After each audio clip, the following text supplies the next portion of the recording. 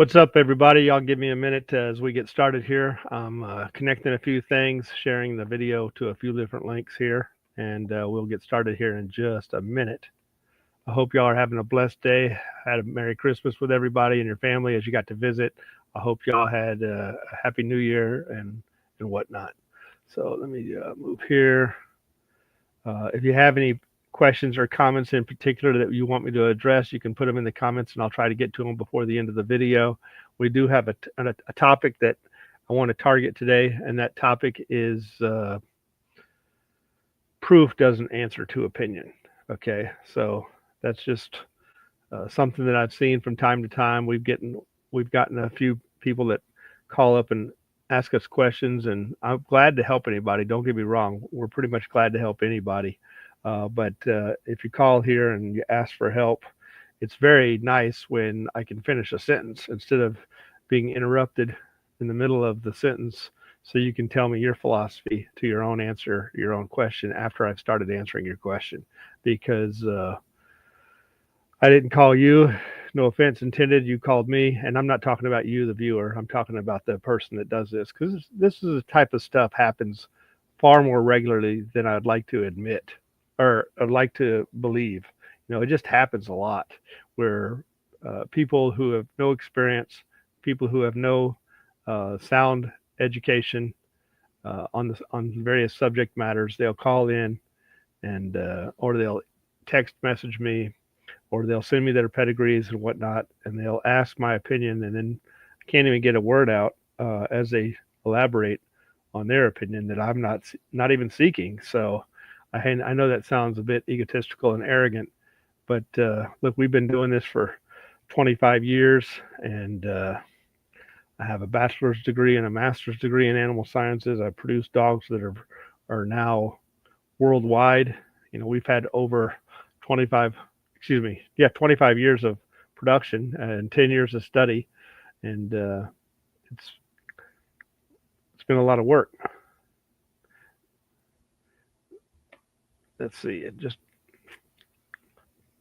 so, and we've got dogs that are working in the hands of a lot of accomplished trainers, a lot of homes, a few businesses, um, a lot of hog hunting dogs and whatnot. So let's see here. I think I've got it in a few places that I want it in. And so let's go ahead and jump in and get to the topic. Let's see here. Excuse me as I moderate a few things on the forums and whatnot where we're sharing it. So there you go. All right. So anyway, let me go back to a page that I want to share with y'all. This is some things that we've been working on. I need to grab something here in a minute. Another topic that I want to discuss is if you're interested. We've had a lot of people ask us for our jackets and our hats. Here's our new hat. Check it out. Let's see if I can get a good look on that. Take it off and I'll put the mic there so you can see how it fits. Everything's backwards. It's a Nike hat, and it's a high performance hat, which means it's made out of a various, like, I don't know exactly the material, but it allows it to vent and breathe. It's got AmericanBandDog.com on the side, American Sentinel Canine on the front. We did it in red, white, and blue. We have another one. This one's white with red outline. We have another one that's red with a white outline. And then let me grab my jacket. A lot of people have been saying they wanted a jacket, and they sent us the size and the color, but they haven't sent payment yet, and that's a paper order. Oh, wait, you know what? I don't have to get it. So instead of getting it, we'll just look at it here. Let me share to this page, and we'll share a few other things while we're doing this. Let's see, present screen share. And then we'll do it like this. And yeah, there we go. So this is a box that a dog box we're working on today. Let me zoom in on that. You can see this is 4 feet wide, 3 inches from the front to the back. Then there's basically, it's like a foot wide in clearance. There's from the outside to outside, it's like 14 inches or whatever, but or something like that. But the dog goes in here, then there's a doorway, and then they have a 3 foot square. This gets them out of the wind. Of course, we got to put the top on it and finish it, and this is going to be insulated.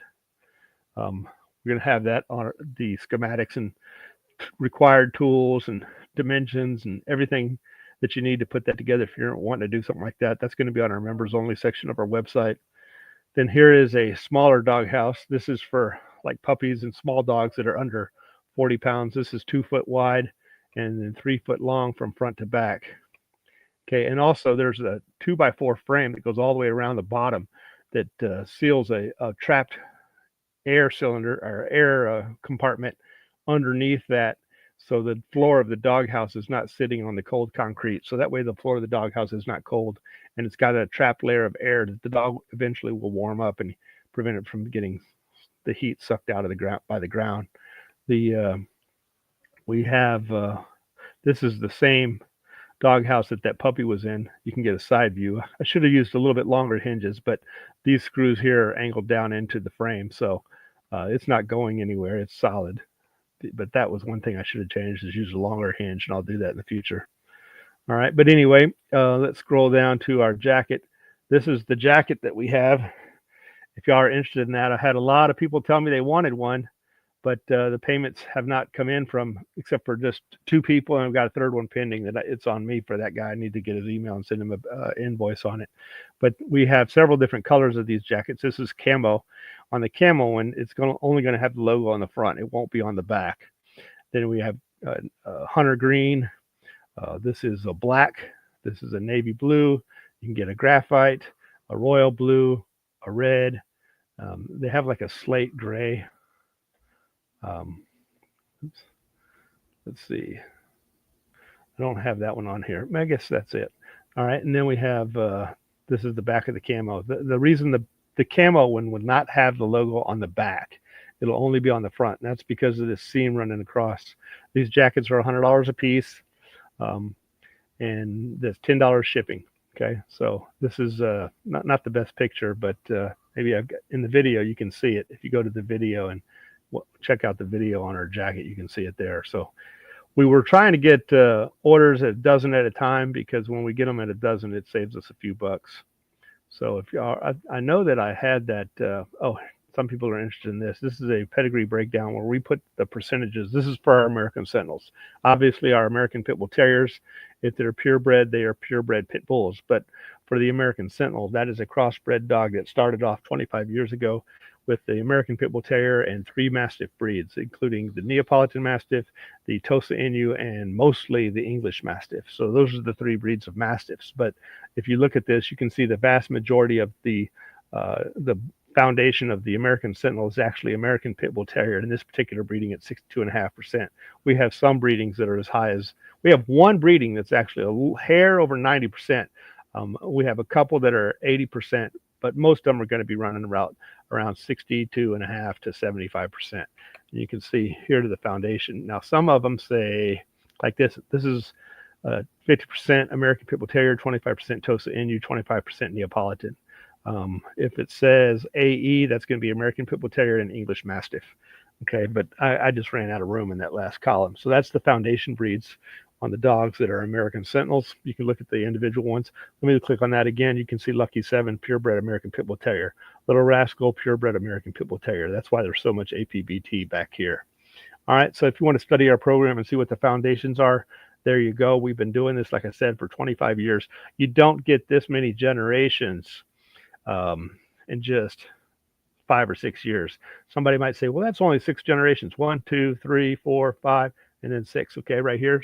But really, it's not, because Blue Jean is a multiple generation dog. She's out of Lynn. Lynn was out of Torah and Levi, and Levi was a 5th generation dog himself. So there's a lot of generations here. So if you take Levi as a 5th generation, and then you go to Lynn, and then Lynn to Blue Jean, that's going to be 6, 7, and then 8, 9, 10, 11, 12, 13 generations.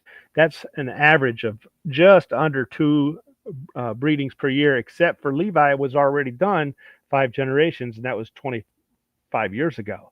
So you take out 5 generations and you got 7, let's see, Lynn, then Blue Jean, no, yeah, Lynn, then Blue Jean, and then Tiggy, Widow, Lynn, Blue Jean. No, I'm skipping somebody. I'm sorry. I knew I was skipping somebody. It didn't sound right. Tora, Lynn, Blue Jean, Tiggy, Widow, Onyx, Hair Trigger, and the puppies that are on the ground are soon to be on. No, they're on the ground. So that's 8 generations that we've done in 25 years. If you think about that, let's take 25 divided by 8. You're talking about a little over 3 years. You might think, well, you can do a generation faster than 3 years. And you're right, you can. But performance testing requires you to let those dogs grow up, give birth. At first, you have to assess them to some degree, health test them, work them, see if they're going to perform. And if they're going to perform, then you breed them. And then you have to check the breedings out. And if you're culling anything because you have high standards, then that's going to set you back when things don't work out. Because even if you have a master's, hold on, I've been working all day. Even if you have a bachelor's degree and a master's degree in science, don't think that that's a clean cut of no issues. You're still going to have issues, and then you're going to have to cull those issues and refine that bloodline through performance testing and through health testing. And as you do that over time, you're going to sometimes cull out a whole strain of dogs that you might have been working on for a number of years.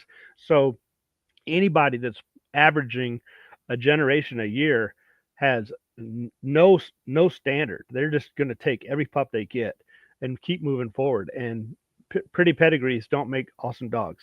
So yes, you do want to see nice pedigrees, but there's no guarantee in that. You have to do more than just pedigree. You have to do health testing. You have to do performance testing. And when you do this, you go from a 1-year generation to a 2 or 3 year generation. And every generation is going to be 2 or 3 years. And so anybody that says, I've been breeding the dogs for 10 years, I've got 10 generations, guaranteed they're full of crap. Okay. They either have a very low standard or they're lying. Okay. So neither one of those things are any good. You just can't do it over time faster than 2 or 3 years per generation. Not if you have any type of performance standard. Okay. Next. Those are just some puppies. Whoop. So we got, that's just my girl. It's nothing. Oh, that's not my girl. That's a dog we sold to a customer with their dog. That's Scarlet, and that's Jackknife. There's pictures of Jackknife. That's all right. Anyway, I was looking for the pictures of the jacket. I guess the best way to do that is come back to the top and let's search so y'all can see that jacket. Go to search. Let's type in jacket. So I can get a better picture of the back. Well, I guess you know what? Now that I think about it, you're probably not going to get a better picture of the back unless you watch the video, because in the video you can get a better picture. Maybe there. That's a computer image though. That's not the real image. All right. So the front is embroidered, and here you can see what the front looks like. This is the front. Hey, Lee Robinson at American Sentinel Canine. We're going to show you the 2 jackets. All right. So that's the embroidery on the front. Oop, let me go back to full screen. That's what it looks like there. And then you can see it in the gray right there. And let's go to the back. Hey, Lee Robinson at American Sentinel Guardian. Okay, and then let's fast forward to the blue. Picture of line ball. Now they're advertised at let's see.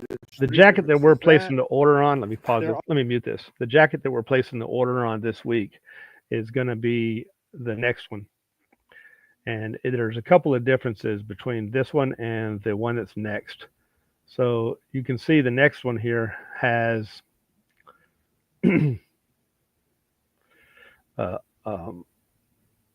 this is blue, but this is the design that we're ordering next, but it comes in different colors. It's got a pocket on the sleeve. You can kind of see it right there. And then it's slightly heavier. It's got a slightly taller collar. All right. And they have tapered sleeves. I like the tapered sleeves. Now on the camo, you have a Velcro sleeve. But that's the jacket, and then we go to the back. Let's see if you can see the back. All right, so there's a nice picture of the back of that one, and then if we go to the back of the blue, maybe I don't have a picture of the back of the blue one. All right, no, we don't. All right, so let me go back to StreamYard here and look at our client, or excuse me, our questions and topics. All right, comments. There we go. What's up, Lee? Salute to all. Dogman and Dog Women. Yep. And then we have Aaron Mills says, "Hey, Dogman. Hey, thank you for showing up, Aaron. We appreciate it." Then Happy New Year. Thank you, Lee, the true Dogman in the chat. Yep. My wife. What's up? My wife went out to dinner so I could have some time to do this without the kids. And then that was my daughter. It says, "Hey, Daddy." So that's my daughter's with my wife, Caroline. She's awesome. All right, next, RBG. One of my elders told me facts can change feelings, but feelings can't change facts. All right. Nope. No matter how you feel, it's not going to make the facts do not cater to what you want to believe. You know, people get into these genders and whatnot, and they have men doing MMA with women. It's just crazy, just because they want to feel like a certain thing, and next thing you know, you have innocent parties getting their skull cracked, which has happened, by the way.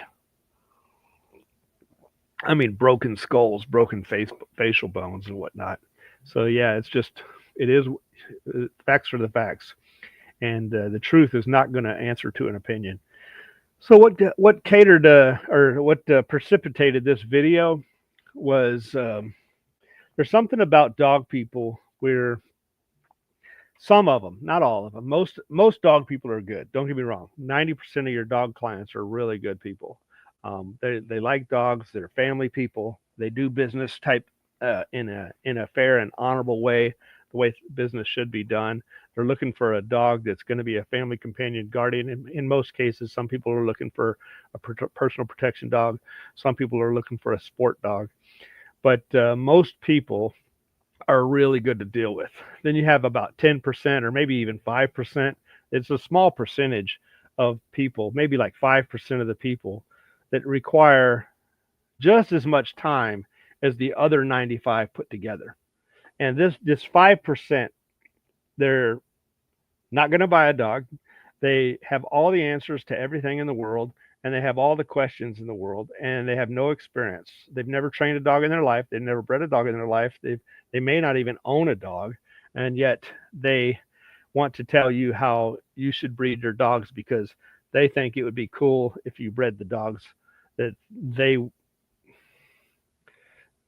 could imagine. It's almost like a PETA type of crowd or an animal rights activist type of crowd that becomes mentally a little bit distorted, where they become obsessed with the animal so much to the point that they lose perspective on relationships. And it's important that you maintain healthy relationships. So this guy called me up and he wanted to know, why did I choose the Sorrells dogs? And then I started to, for our band dog program, and I started to talk about the reasons why, and I'll get to that in a minute. But before I could even say, I was like, well, I like their health. I like their agility. I like the interruption. Is it because it's all you had access to? And I'm like, no, there's American Pit Bull Terriers literally all across the country. You can get pretty much whatever bloodline you want to. If you want a Sorrells dog, cool. If you want a Red Boy Jacobolio Tombstone dog, cool. You want a Cottingham Crenshaw dog, cool. You want a Jeep bred dog, fine. Want a Colby bred dog, fine. Yeah, Colby was a long time ago, but you can get it. You want a Garner bred dog, you can get it. There's all these different bloodlines that are out there, and yet before I could even say that again, he interrupted me again. And I was like, look, dude, I'm not trying to be rude, but I'm working 60 plus hours a week. You called me. You didn't introduce yourself. When you call somebody, introduce yourself. Tell them who you are and say hello. And then after that, ask, is this a good time to talk?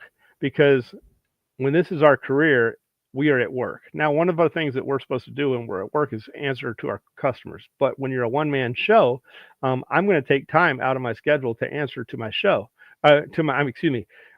answer to my clients, and I'm going to take time out of my schedule to answer my clients.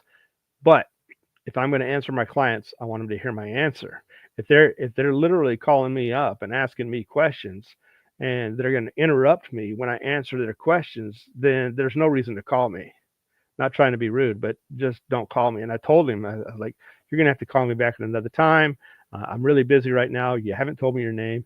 You haven't told me, um, you asked me a question, and you haven't asked me if it's a good time to talk. And then when I try to answer your question, you interrupt me. And he did it like 5 or 6 times. And I was like, look, we've been on the phone for 5 minutes, and I probably said 10 words, 20 words. It was hard to get anything out. So I was like, you're going to have to call me another time. And so it was just a little bit ridiculous. And he mentioned a mutual friend that we have.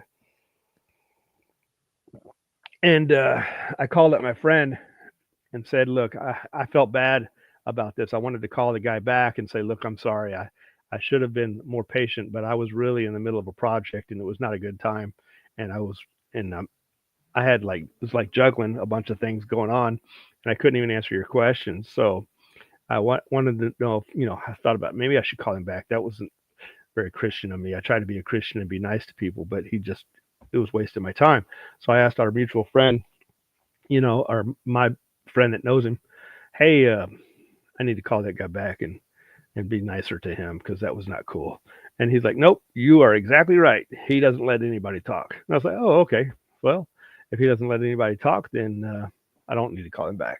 So, it's kind of like those animal rights activists. They just put their bodies in front of a semi truck and expect the semi truck to stop work. It doesn't work that way. All right. Next. How should you raise a protection dog, in your opinion, as long as the genetics are there in the first place? Well, can you define what you mean by protection? There's personal protection, there's home protection, there's guardian, like a sensory dog. There may be protection sports. These are all three different venues. So if Dominique, if you'll clarify that, I'll be glad to answer maybe in a way that targets your specific thing. But in the meantime, let's go ahead and give it an attempt.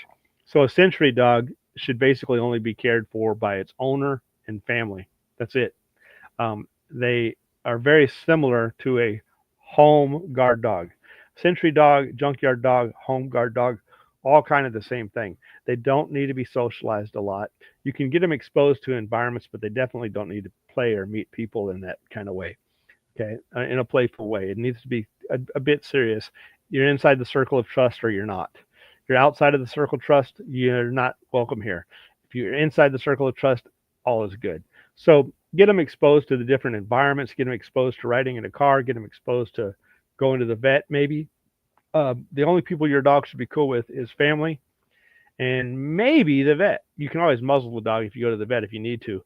But if you put obedience on it and muzzle a dog, you should be fine at the vet, even without having to socialize with the vet. But that's for the sensory mindset. Now, for a personal protection dog, you're going to need a little bit more social instinct. Not necessarily, again, still not playing with public. You don't want your dogs playing with the public, but it's still good to have them exposed to the public so that they don't have that hair trigger. You don't want a dog that's got a super high hair trigger that's just going to bite somebody just because they jogged by a trail. Okay. Yes, you need your dog sharp enough that if a person's running up to you to mug you, that you can tell it to do its job and it's going to be on cue. But if you tell the dog no, then the dog will also be able to do other things like heel, sit down, stay, come, etc. Okay. So you're going to probably need more obedience with your personal protection dog and more compliance and more situational defusing, so to speak, compared to a sensory dog. A sensory dog is going to be really hot. Personally, with 30 dogs here, I only like having maybe one or two, maybe at most 3 sensory dogs, because sensory dogs have a lot of liability. You're going to have to keep them just family, always on a leash, always in a kennel, always on your property, and don't take them anywhere. That's your sensory dog. So 2 or 3 of those man killer type of dogs is plenty in my program with 30 dogs, and I have a professional facility. There's very few people out there that really need that type of dog. You can't take those dogs out in the public without a lot of sit down, he'll stay, come, no. All right. And notice that I said no. Sit down, he'll stay, come, and no. They need to know to mind their own business and be able to turn off. But I limit that. I don't like to take my sensory dogs out into the public because I want my sensory dogs to be really sharp. They have to be able to tag somebody just for being there. You don't have to piss those dogs off. You're just present, and that's enough. Okay. Then your personal protection dogs, like I said, they have to be a lot more tolerant because you don't want to end up in court because your dog bit somebody that was jogging by or spilled a cup of coffee and jumped up and said, "Oh," next thing you know, your dog's tagging him and you're having to pay a $10,000 or $1 million liability suit. So depending on how it worked out. Even at the very best scenario, if your dog bites an innocent person, very best case scenario, medical bills and bite record. Even if the person says, "Don't worry about it, I'm not going to sue you for anything, just pay my medical bills," you're also going to have a bite record with the hospital. So you don't want that. And that's the best case scenario, like maybe a friend. Okay. Worst case scenario, your dog tags somebody and you're in trouble. So, with protection dogs, you have a lot of owner responsibility that comes into play. Next, the sport dog is going to be a high drive dog, and sport dogs are pretty cool. I like personal protection dogs and sensory dogs personally for 90% of what I do, but what I like, and don't confuse our puppy videos with protection dogs and sensory dogs. There's a certain individual out there that likes to talk about us doing bite work with puppies and us calling that protection. Never in my life have I called a dog biting a puppy biting a rag. Never in my life have I called a puppy biting a rag protection work. It's not protection work. What that is drive assessment and traits assessment. Okay, so we're looking for prey drive.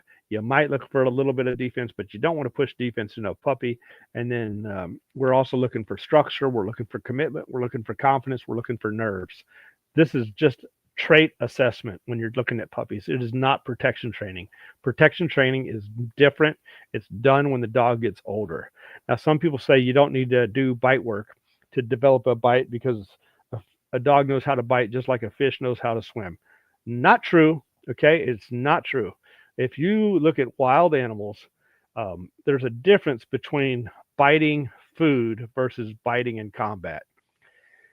Cats, like bobcats, lynx, lions, cougars, leopards, they give their babies wounded game to learn how to subdue that game.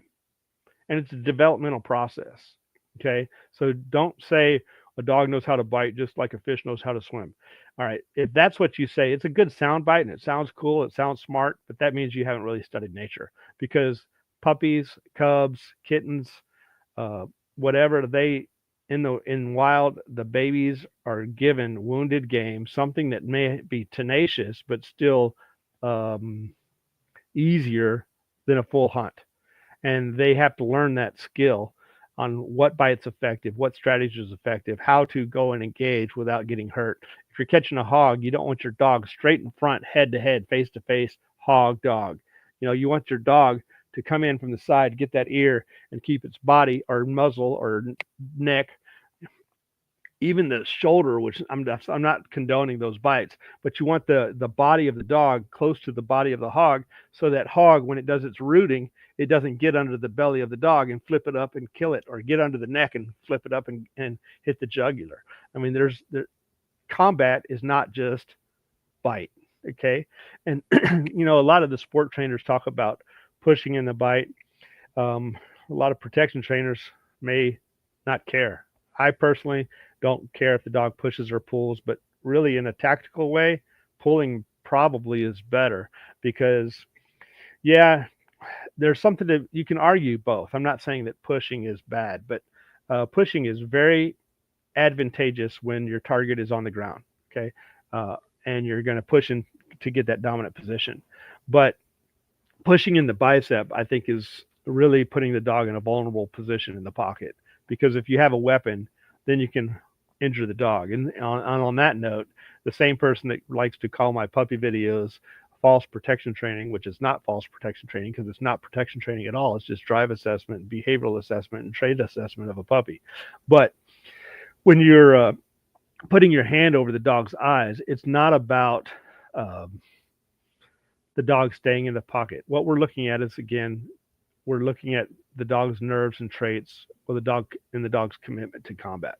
Okay, so yes, the pocket is a dangerous place. The best place to be in combat is going to be out of the pocket and pulling. That way, um, the quarry, the word quarry, Quarry, it does mean a ravine and a mountain, but it also means a prey item. So if you look up the target, it's like the targeted item of combat.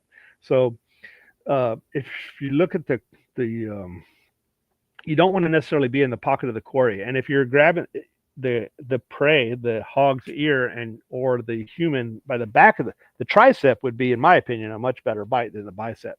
If you bite a tricep and you're pulling, then the opponent, you basically have their back. And by having their back, look, having the back of your target is the safest place to be. Now, what's even better than that is prevention, and this is where Gypsy Stratton comes into play. Gypsy Stratton was one of the best, in my opinion, when it came to articulating defense legally.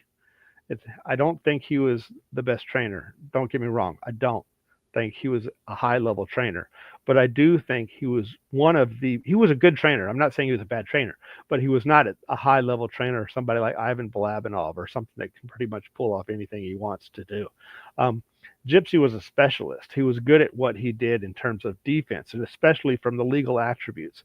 But he said all defense all the time, but that doesn't mean he only used defense drive. He did use prey drive. I can prove that he did use prey drive because we have a video of him sending an American Pit Bull Terrier down field. Okay, so let me go show you that video. But even if he used prey drive, he did so in a way that it was about a defensive application. All right, so let's go back to share the screen.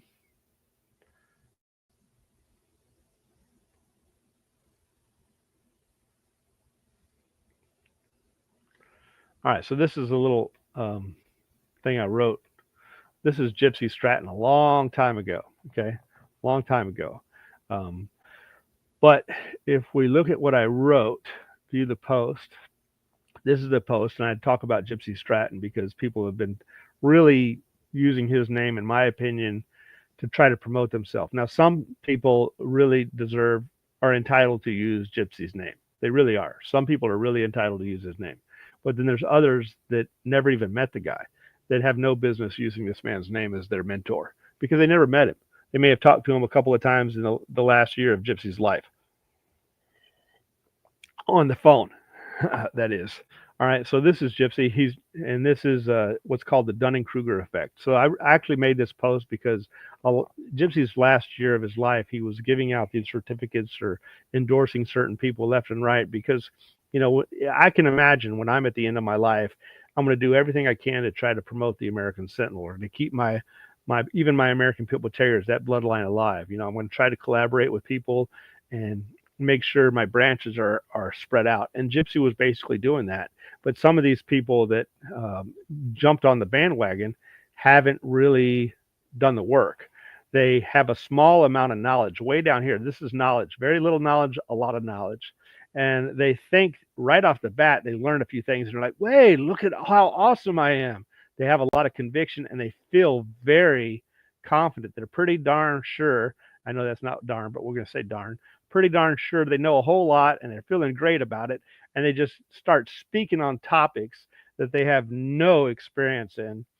And it's all theory. They don't have education.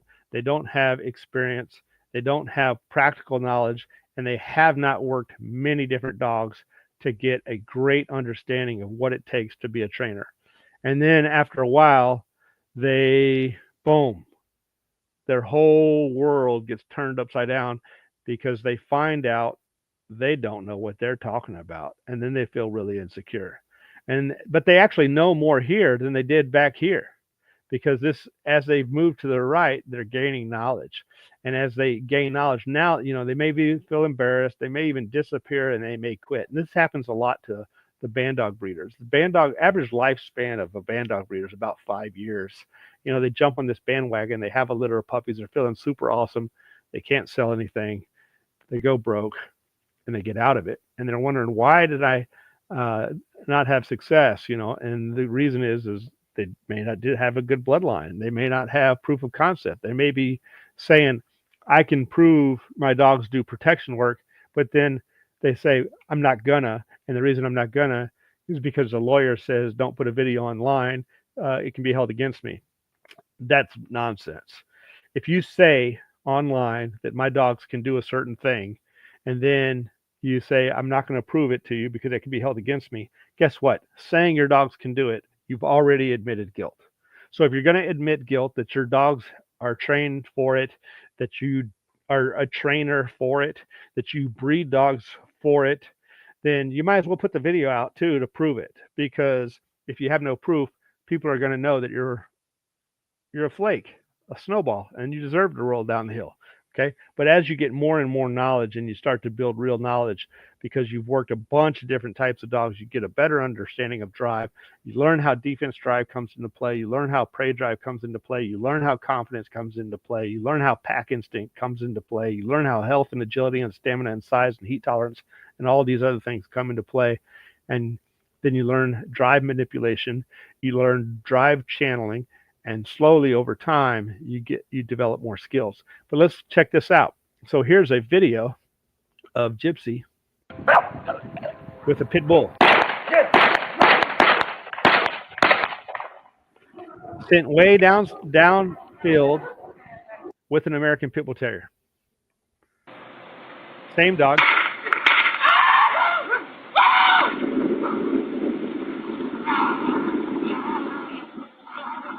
So don't tell me that Gypsy never used prey drive and that he was against pit bulls, because he had a pit bull, and I know some people that are very familiar with this program that said that was the best dog he had. Okay, they said that was the best dog he had. So just a little reflection on truth. Sometimes people don't know as much as they think they know. All right.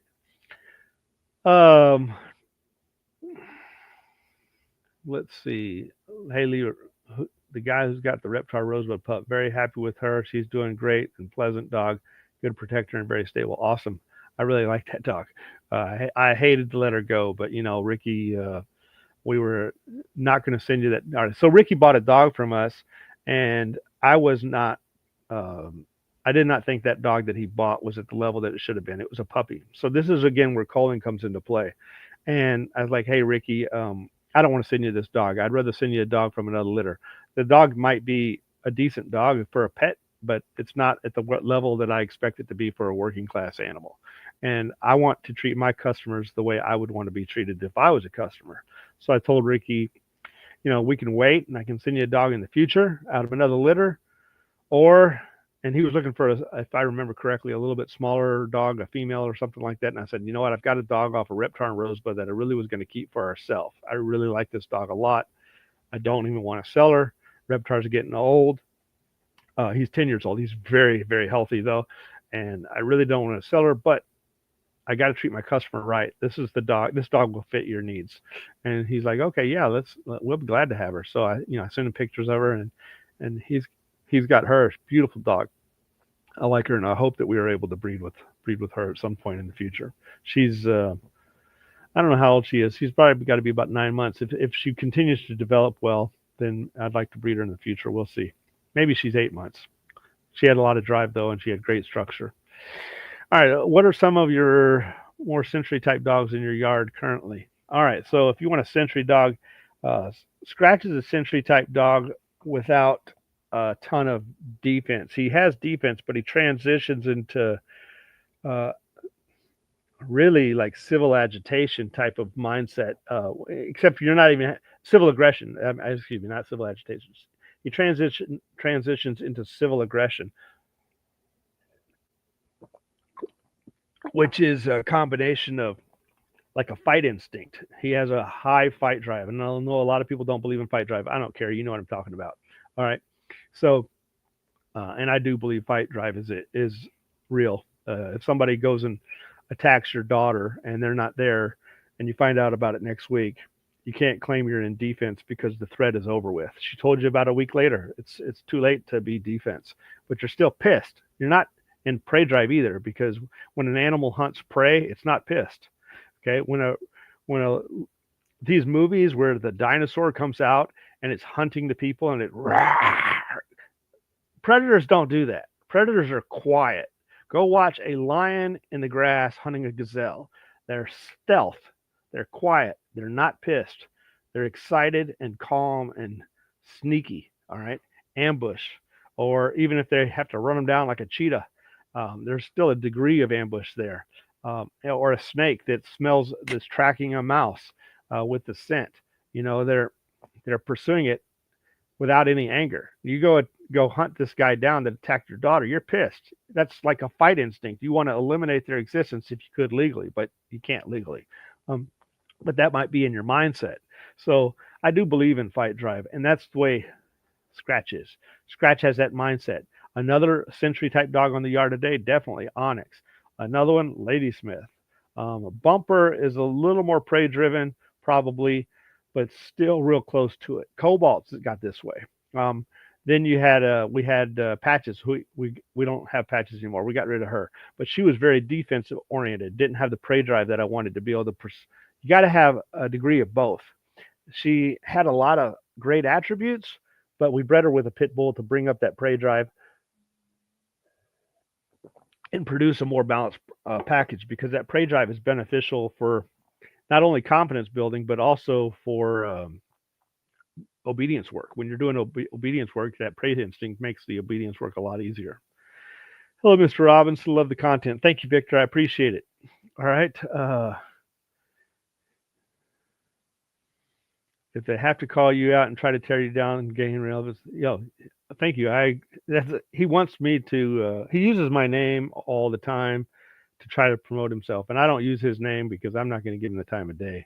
And he thinks that I personally think this person is got some screws loose, but he's even talked about taking a bath like once a year. So that and he's being sincere when he says that. He lives out in the desert. The hobbit homesteader type of guy, but homesteader is fine, don't get me wrong. I think it's important to be self-reliant and self-sufficient, but a bath once a year, come on.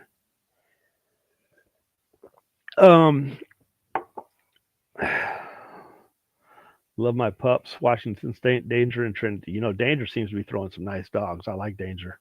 Trinity does too. She's throwing some real nice dogs.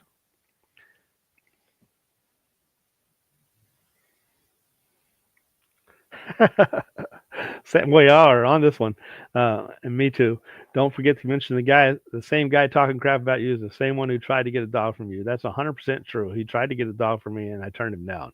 Our dogs are not for everybody. You have to be the type of person that's cooperative with society, and this person has a track record of being uncooperative with society. He's been ostracized from his family.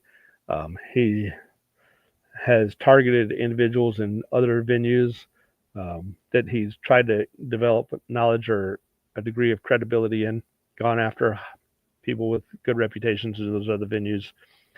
I was like, no, you're not going to get a dog from me. So now he's really trying to come after me. And he says pit bulls do not make good protection dogs because they don't bite people. And then the next thing you know, he says the pit bulls bite people all the time. The next thing you know, he's got a dog that actually went through his facility, which now he's trying to deny, but he posted on social media that the dog went through his facility that bit its owner. And then not only did it bite its owner, his dog, a dog that came through his facility bit the owner, then he rehomed it. Or it came into this facility for training on the dominance issues that it was having, and the first owner didn't want it. So he took it in. He talked about rehabilitating this dog. 2 days later, 3 days later, something like that, just a few days later, he's already found a new home for it, sold it to somebody. And then a month and a half after that, it bites them, and he's posting pictures of them getting bit by the dog that he rehomed, that he rehabilitated. Okay, this is where you have inexperience. People need to stay in their lane and need to stop running their mouth. It's sad. If you know the best, what you'd really need to do, myself included, is not talk about other people. Just prove it. Just prove it. Proof is better than opinion. Proof is better than theory. And yes, I only like having about 2 or 3 century dogs, and then I also want 2 or 3 personal protection dogs. And then I really also interested in some doing some sport work. So I don't really call myself a trainer first. I'm a breeder first. And so I try to produce dogs with some defense, a lot of prey, a lot of civil aggression. I like fight instinct. I like health. I like stamina, agility, heat tolerance. Those are all things that are essential to me. And if you have a dog that's got all those traits, then all you really need to look at is the balance between prey, defense, and nerves, because the other things should already be there. You should already have confidence. You should already have heat tolerance, stamina, and agility, and whatnot. You just need to kind of look at those 3 attributes: the confidence, excuse me, the nerves. Nerves and confidence are linked. It's a little bit different, but it's linked. And then you also have the prey and defense. And so I'm really kind of looking at the prey and the defense. If the dog is a little more defensive drive, I'll use that dog for sensory work, maybe home protect, or excuse me, sensory work and home protection, maybe personal protection. The dog that's more prey driven, depending again on the application. So personal protection in a rural area is very much like a sensory dog. Personal protection in the city, where you're around a bunch of people, is going to be have to be more tolerant. And as you teach a dog to be more tolerant, you're going to decrease that sensory edge, that defense mindset, because you're trying to reduce the liability of having that dog around people. And then the sport work is cool because it tests your venue as a trainer. So I don't want to call myself a trainer for sport, or a trainer for protection, or a trainer for sensory, although originally I definitely did sensory work and with some personal protection. And then as years go on and I try to test my skills as a trainer, I have more interest in some of the sport work as well. So I'm kind of interested in all 3. And a person that's good at all 3 can take the clay and mold it into whatever he wants it to be. And so that's the goal. A good dog should be able to do all 3, but sometimes you have a little bit too much defense and it needs to stay at that sensory side, or sometimes you have no defense at all and it needs to stay more of that hog hunter type side. So, or every dog has some defense. Don't get me wrong. Every dog has some level of defense, but is it enough to be reliable in protection work? 9 times out of 10, you can still do protection work, but sensory work, you need that automatic aggression towards strangers, that little bit more defense, a little sharper dog. And in that aspect, we're going to have Cobalt, we're going to have Onyx, and Scratch too. But Scratch doesn't really have a ton of defense. He has just flat out civil aggression, and he enjoys killing his target. Let's put it that way. He's not angry. He just likes to kill his target. On that, on that subject, people that don't know what they're talking about, sometimes it seems like the only one YouTube comments is, well, I'm not claiming to be an expert. That's right. The more you know, the more you realize you don't know. And to be a true expert, you now know enough that you don't have to run your mouth and tell people what you know, because the proof should show it. So there's no reason to run your mouth. Just share what you know. Look, I like that intro to the movie Cape Fear, where Max is leaving the prison, and I think what's his name, Max Cady or something. I don't remember, but he's leaving the prison, and they say, "Hey, what about your books?" He said, "I already read them." Talk to different people, hear what they have to say, take what is good, hold on to it, and discard what's rest. So when I'm doing like more of a sport type thing, then because I do want to get into the sports a little bit more, I do think it tests the dogs in a different way. I do think it tests the trainer in a different way, and I do think it's a competitive field where you get to meet others that are experts in their field, or camaraderie and whatnot.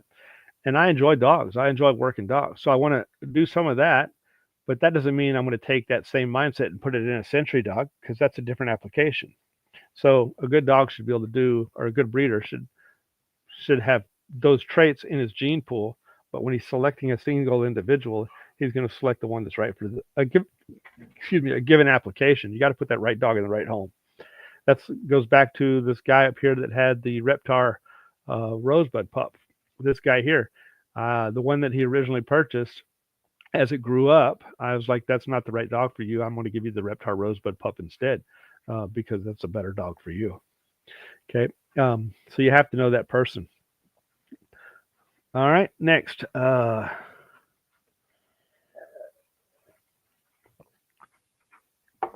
agree with you recommending going back to school. Yes and no. Yeah, it depends. You don't have to go through school in the sense of university. You can go through school by having a good mentor and letting that person school you one on one. But yeah, I mean, we need to develop our education as well as our experience. Real nice kennel. Thank you very much. I appreciate that. It's definitely a lot of work.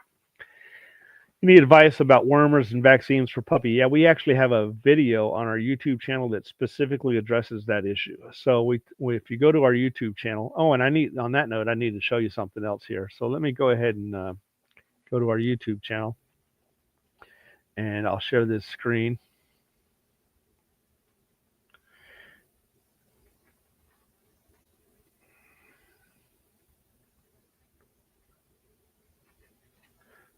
All right. So here's our YouTube channel. If you go to videos, the YouTube channel is American Sentinel Canine LLC, or at APBT-Bandog. Okay, and you can click on, it depends on if you're on a cell phone or if you're on a computer. If you're on a computer, you'll get this search icon, and you can just click on that, and then you can type in deworming, and you'll get a link to, there it is. Okay, I'm going to talk about our deworming schedule and vaccination schedule. All right, so that's there. But what I wanted to show you is, if you go to our website, we have a new tab on our website that's for members only. So if you click here, this is going to describe the members only section of our website. And we charge $8.33 a month for that, but we do an annual membership. And the reason why is there's too much content for you to learn in 1 year. But you can certainly copy it and download it and save it. I mean, it's too much information for you to learn in 1 month. But you could copy it and save it and download it in 1 month and then read it later. Well, we don't want you to just get our content for $8.33, because there's a ton of content. And since it's going to take you a long time to go through it, we're going to just bill it once a year. And so it's $8.33 a month, billed annually for a year, and that's going to allow you to sign up. Now, when you do this, it's not going to activate it immediately. You're going to have to click that sign up button, and then I don't know why it's not letting me click on that. Sign up for your memberships. Maybe it's because I personally am already in, so that's probably why it's not letting me do it. But then once you sign up, you'll have a list to all of these other things. The Bandog blog, where we have basically a camaraderie of people able to talk about dogs. This is new, so there's not a lot going on there. Okay, then we have videos that are just for our members. We have cost-effective canine housing.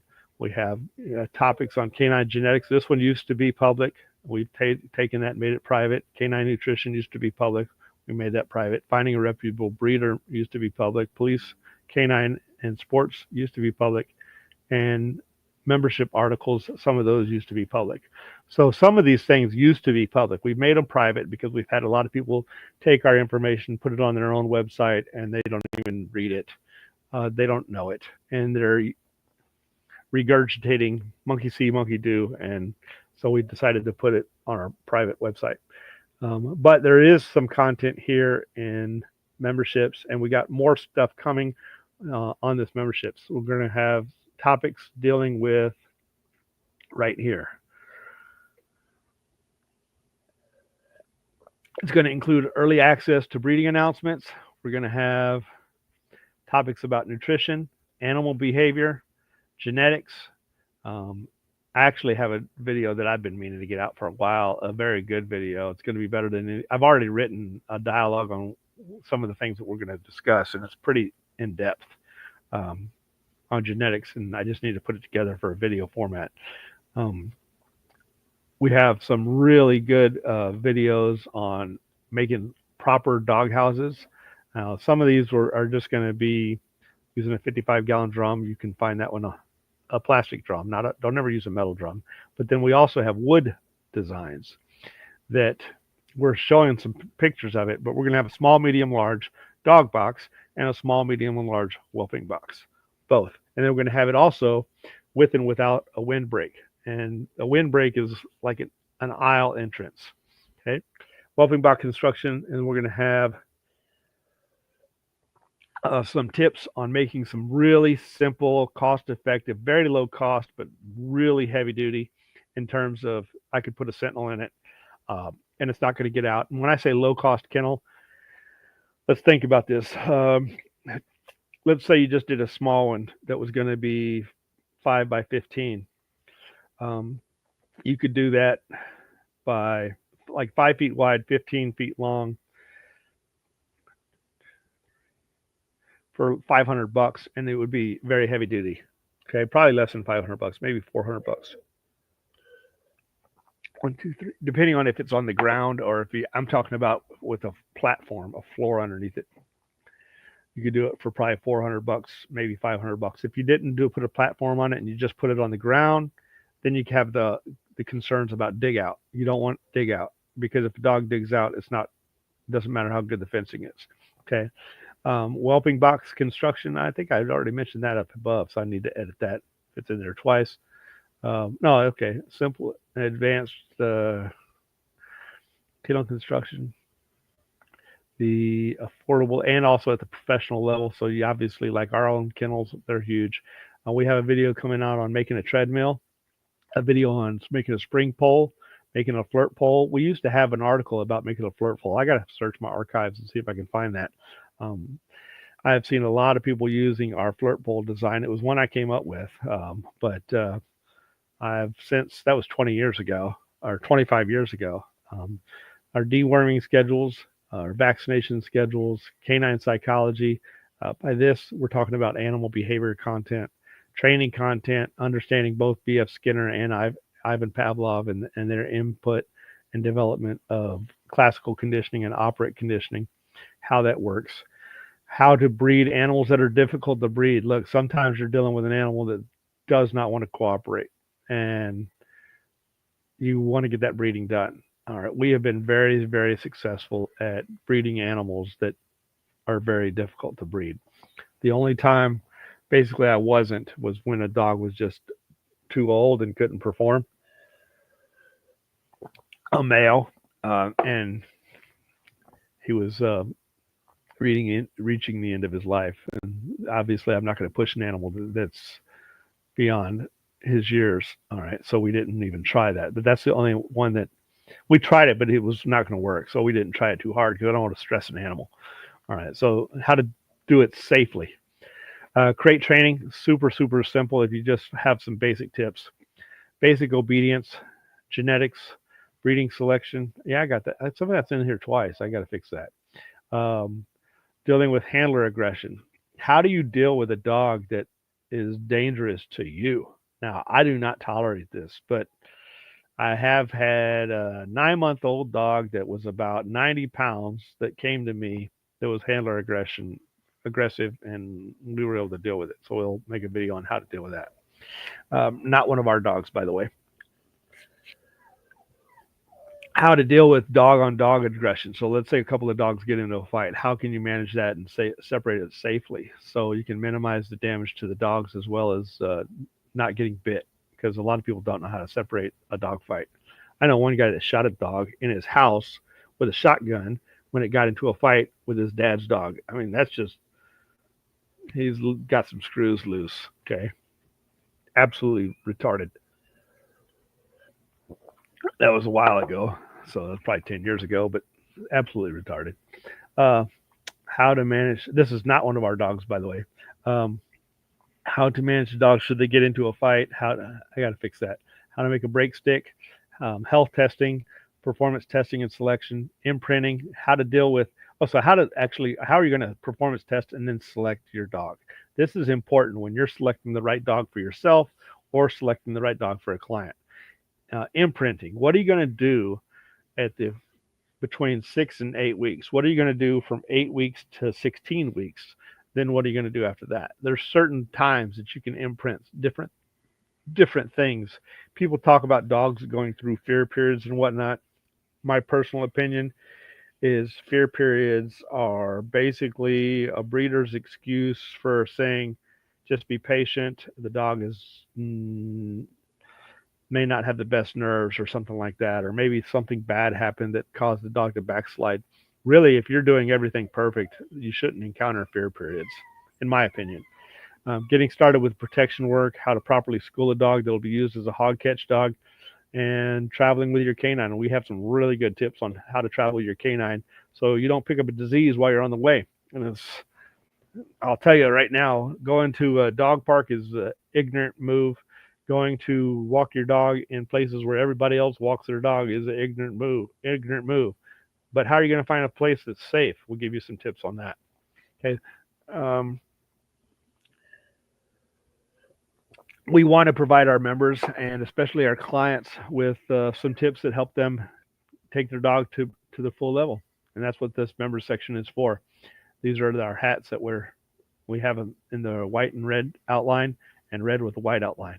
They're Nike hats, very comfortable. All right, let's see what else we have going on here. Uh,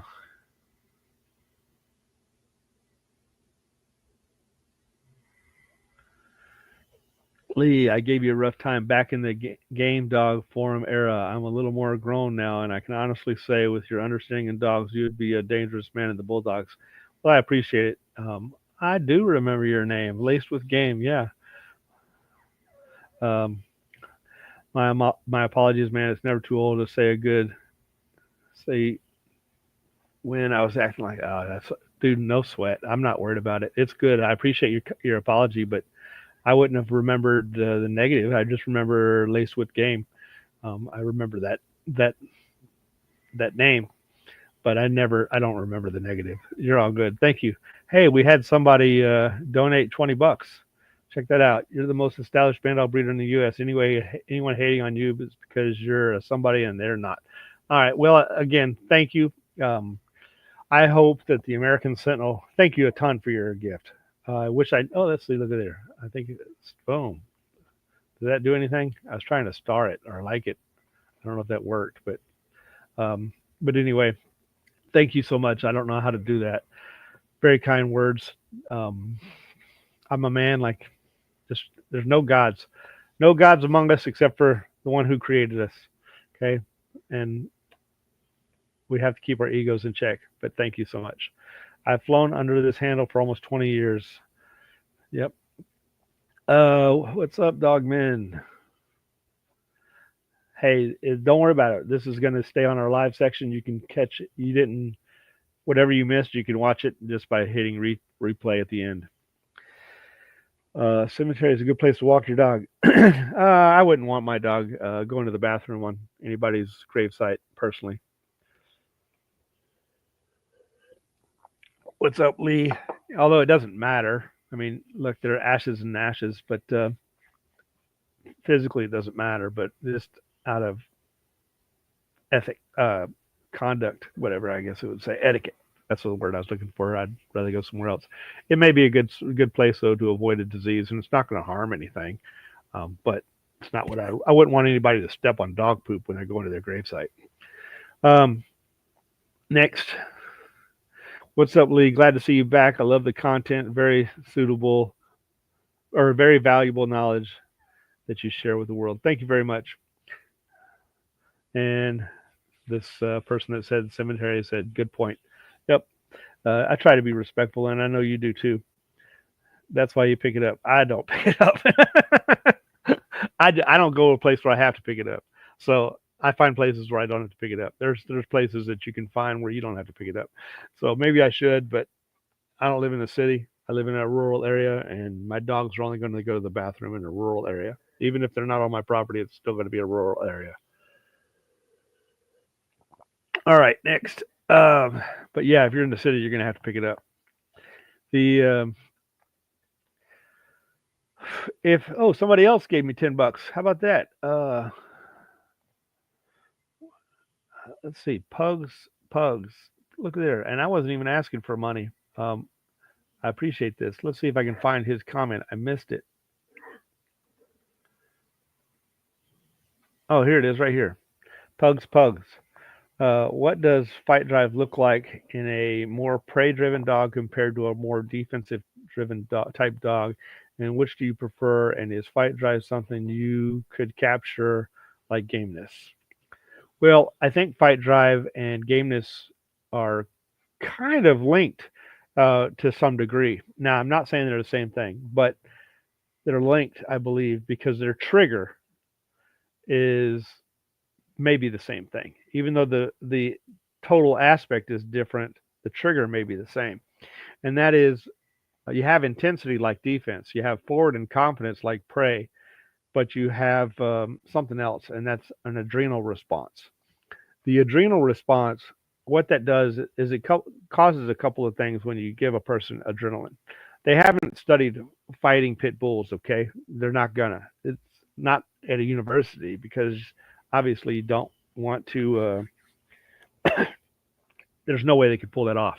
But they do know that certain situations trigger adrenaline. And we also know from labs testing what adrenaline does. And then if you take that knowledge and you look at how a game driven dog or a fight driven person even behaves when it's hunting for a dog, it could be a hog hunt, or it could be you can watch videos where these things are going on in other countries. You can watch that online. It's available online. And you'll see a couple of things. One, a hog dog is going to perform with prey drive, but occasionally they get hit and hit hard, like maybe their guts get spill out. I know a dog that got hit in the anus, um, and I know another dog that got hit in the abdomen, and intestines were injured in both cases. And yet the dogs acted like they didn't even feel it. And then after the fact, they felt it, and then they were triggered again, and they didn't feel it. So triggered again meaning they went back. They got an opportunity to see another animal, another hog, and they didn't feel it. They the if you just touched them, they were like oh, because they were sensitive. But then when that hog was there, they were ready to go. So what happens is that adrenaline reduces pain sensitivity. This is just known that adrenaline causes tunnel vision. And tunnel vision means you're going to see what's directly in front of you, but you're going to lose peripheral awareness. You're also going to lose pain tolerance. Excuse me, you're going to lose pain sensitivity. You're going to gain tolerance. Okay. You might not even hear things that earlier you would have heard. So adrenaline has something to do with fight drive, and adrenaline has something to do with gameness. I'm confident it does. But it still is similar with intensity of defense, but the forwardness and confidence of prey. And some defensive dogs are confident. Don't get me wrong. I'm not saying that all defensive dogs are not confident. If you have a defensive dog that's confident, you can have a really good sentry dog. Okay. I hope I answered your question. Could you capture it like gameness? Yes, absolutely. Patterdale gameness is harder to capture than fight drive. Gameness is a very polygenic trait. Certainly going to be very polygenic, and the more polygenic a trait is, the harder it is going to be to maintain. Fight drive, it's I think it exists in more often than people think it does. Okay, but gameness does not exist very often. Patterdale? Question mark. What about the Patterdale? I'm not sure what that means. Just facts, brother. Yep. Thank you so much for your support. I didn't ask y'all to donate money, but y'all did. And I'll tell you what, if you're going to donate money, jump on to the member section of our website and get something from it. Do that, or like and share. And this video. Like and share the video. I don't like to ask for people to send me money. I don't like to ask for them to buy our products like our hat. I think it's a cool looking hat. Don't get me wrong. I think it's a cool looking hat, but I'm never going to call somebody up and say, "Hey, I got a litter of pups on the ground. You want to buy a puppy?" You know, I'm not going to do that. But we've had people contact us and try to solicit their pups to us. I guess they think since we have a kennel that we're just going to buy their pups, but not going to do that. And I'm not going to do that to my viewers. I don't call them. I'll put it on my website. I'll put it on my Facebook page.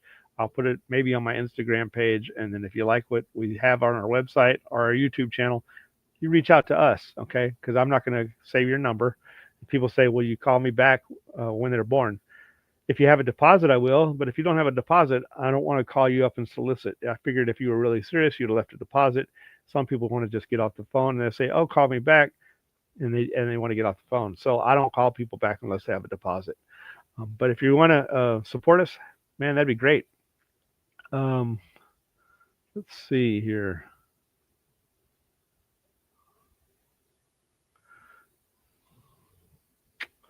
All right. Well, thank you for your time, guys, and y'all have a blessed day. Uh, Again, if you do want that, I thought super chat. I thought the super chat question he was asking was something different. I was way off. Oh well, maybe, um, maybe the. Sorry, I got distracted with something that was going over here on my screen as I was watching my viewers. But hey, if you're wanting one of our jackets, please let me know tonight because I want to place the order tomorrow. And yes, the jacket's $100 and it's $10 shipping, so it's $110. And just tell me your color and your size, and then submit the payment. And then I'll also need your address. And if you want a hat, you can buy one of those too. Okay, but I'm just going to advertise on a video. I'm not going to call anybody up and ask them. Okay, if you're serious, y'all can let me know. Just my opinion, but true gameness is not tested until a dog dies fighting. That's going to be like a dead game dog, but gameness is like a light. You have a rheostat, a dial.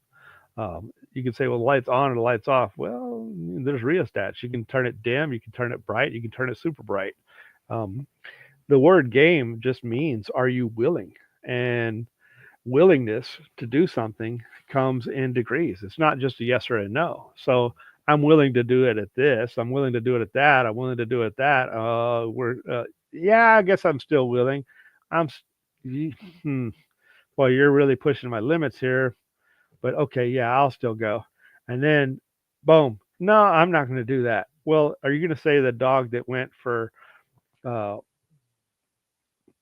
like we had one dog that fought a hog for an hour, crossed a river in frozen water, killed that hog because the hunters, because the hog crossed a river in frozen water, the hunters couldn't get it, and they had to literally drive around, and it took them an hour to get there. The dog killed the hog, and uh, with a neck hold, and fought it by itself with no assistance. Are you going to say that that dog is no more game than a dog that quit in 5 minutes because he got hit right off the bat? I would say that that's not a dead game dog, but it's certainly way more game than the one that quit in 5 minutes. So gameness, comes in degrees, and pretty much every dog man I've ever met believes gameness comes in degrees. So, a lot of people say, well, it still occur because he quit 2 hours in after he bled out and went into shock. Uh, well, if he bled out and went into shock, then he can stand there, but he can't even retreat. So he can't go forward, but he can't retreat. But he's standing there. You're going to say that dog's a cur? I believe that uh, gameness comes in degrees. But if the dog scratches while he dies while he's scratching to go back, yeah, then you have a dead game dog. But obviously you don't want to let your dead game dog die. Next. And then this person says, "You're right. Think that was a good explanation. I guess I was speaking more so dead game." Yeah, absolutely. but you don't want to let the dead game die. So the best dead game dog is the one that's not dead, and that's not, you can't call it dead game, but it doesn't change the fact that he would still be dead game if you. And a dog that's dead game today may not be dead game tomorrow. And what I mean by that is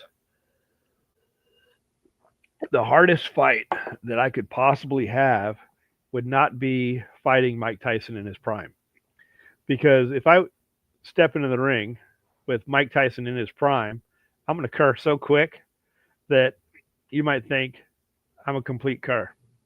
That's not the hardest fight that I have. The hardest fight that I would have would be fighting with the exact same level of skills that I have, because I'm not going to get hit so much that I'm going to cur out. And so that's one reason why pit bulls were matched at certain weights, is because they weren't going to be so overwhelmed that they would have that extreme knockout blow. Now, of course, obviously a game bred American Pit Bull Terrier that's 50 pounds is going to have much more abilities and determination than an 80-pound Rottweiler, right? Or whatever. But if we're comparing apples to apples and not different breeds and not cur breeds versus game bred dogs, but let's say we're going to compare apples to apples. If I fight somebody at my level, I'm going to take the most damage because I'm right there on the verge of beating them because they're at my level. And so we're going to go back and forth and back and forth and back and forth and back and forth. And as if we're fighting for um, protection work where somebody's like broken into my window and they're attacking my daughter, I'm not going to, I have a lot of motivation to continue going. Right. And so most animals in nature don't have that level of determination to continue going because they're like, hey, this territory is not worth dying over. But people and dogs, they sometimes are willing to die over their territory. Game bred dogs are willing to die for certain things, whatever it may be, and so they get stressed at a higher level and a higher level. So maybe today, dog A was dead game as it fought a dog very similar to dog A, but tomorrow maybe that same dog fights a bear, a grizzly bear that could kill it immediately, and it still might fight as a dead game dog. But another dog that would be dead game today might go into that bear, get popped so much, he's like, whoa, I had no idea I was fighting a bear. And that one curves out. But yet both of those dogs were dead game a different day. But today, only one of them was. So it's different. Um, and I have seen in MMA, there's one guy, I cannot remember his name, but it's like every time the guy gets rocked really bad and is dizzy and about to go out, he like smiles and he like comes in, and I've seen him win when he's in that state of mind because he's just the attacker sees him dizzy and think I'm going to capitalize on this opportunity, and they go in there to get a knockout punch on the dizzy dude, but the dizzy dude gets a lucky punch and ends up being victorious. And sometimes he smiles right before he does it. It's almost like he's roping a dope, except he's really rocked. All right. So I believe gameness can exist in people as well. It's just a rare trait. Yep. The refs save them from themselves, whether it be MMA or something else. I can see your dog one day. Well, hey, we're in Mississippi. Come and visit. Everything we do here is legal. So you're not going to see our dogs be tested at a game level because we're not going to do a dead game test. We're just not going to do it. I'm not going to let you stab my dog and see if he continues fighting. So it's all like cerebral testing. We're looking at that. We're testing their mind under trying to put them in a mindset that makes them think you're a bear without you actually having to damage them like a bear. Because I'm not going to let you break in my window. I'm not going to let you attack my daughter, and I'm not going to let you stab my dog. So everything's going to be done in perspective when we're doing protection work. And if you're doing hog hunting, hey, you might get a 50-pound hog, or you might get a 40-pound hog or a 400-pound hog. You don't know what you're going to get when you go hunting. So you need the dog to be ready for any and everything. All right, the dogs out of the hardcore and screamer are jacked of hardcore and screamer are jacked, and grunt runt is still being bred. Grunt runt is not alive, so no, he's not being bred. and Hardcore is not even alive. So yes, we have pups off of Hardcore and Screamer. Excuse me, we have dogs off of Hardcore and Screamer, Jackknife and Pumpkin, and then we bred Jackknife back to Screamer for Mickey Smith. He wanted to breed Screamer to her son, Jackknife. We did that breeding for him. We're raising the litter for him, and since she's been here for 7 months or something like that, since May. Um, we're splitting the litter. He's getting the even count. I'm getting the odd count. So he's going to have one more pup than I have. But hey, I'm trying to help the guy get the pups off the Screamer. So they're doing great. They're right there they're right over there behind the computer in a cage because it's going to be in the 20s tonight. So I brought the pups inside. We don't want them outside in this cold weather. And that's it. So y'all, thank you for tuning in. Y'all have a blessed day. I'm going to sign off on that note, but I do want to close. Like the video if you can, share it if you're willing, and if you want a jacket, send me the size and the color and the payment. I'm not going to order your jacket if it's not paid for. It's custom sized, custom colored, because it's going to have my logo on the back and logo on the front, and we're not going to buy a bunch of these for people that didn't pay for them. Have you ever seen a dog take down a 400-pound hog one-on-one? No. The biggest hog I've actually personally witnessed was probably only like 275, 300. But a friend of mine had one of our dogs that caught a 365 and a 395 15 minutes apart, or 390. I don't know, it's on my website. 365 and 390, or whatever, 15 minutes apart by himself. And he took them both, but of course the hog hunter goes in there and stabs the dog or stabs the hog. So you can't even say that's one-on-one. That's just to catch the hog. Excuse me. The Screamer is pure sorrels. So is Jackknife. So is Pumpkin. Excuse me. So is Rosebud. So is Miss Bull. And we run a lot of sorrels dogs. Good night. Those hogs at that weight are no joke. In my opinion, I think some of the hardest ones are probably going to be in the 250. They still have a lot of speed. All right, y'all take care. Oh, look at there. It's still coming. Y'all are. Yeah. All right. I'm going to go ahead and end it. Like, subscribe, share, donate to the channel if you want to. I'm not asking you to. We had a couple of people do it. I never asked in that. I just asked for you to like and subscribe and share. And but if you want to donate, do it on our website where you can get something for your money instead of just donating. You might think, well, $100 a year, that's actually less than the donations that we got on the video, because the donations that we had one for 10 and we had one for 20. Oh, look at there. One for 20. Our website is $8.33 a month. So, and then you still get something out of it by going to our website. Let me show that here, and then I'll sign off.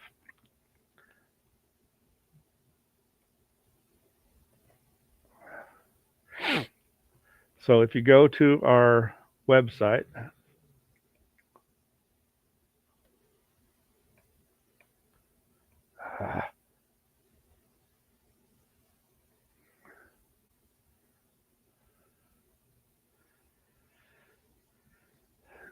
go to our website, click on more, come down and click on membership, and then after you sign up as a member, then you'll have a link to our private members only sections.